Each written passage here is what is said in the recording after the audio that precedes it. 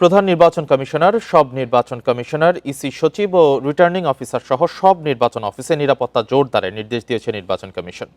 শনিবার আইজিপি সহ সংশ্লিষ্টদের কাছে এ সংক্রান্ত আলাদা আলাদা চিঠি পাঠানো হয়েছে।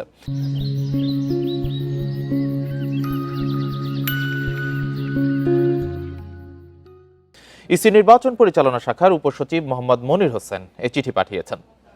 আগামী 12 ফেব্রুয়ারি ত্রয়োদশ সংসদ নির্বাচন ও গণভোট হবে। বৃহস্পতিবার প্রধান নির্বাচন কমিশনার এএমএম নাসির উদ্দিন তফসিল ঘোষণা করেন।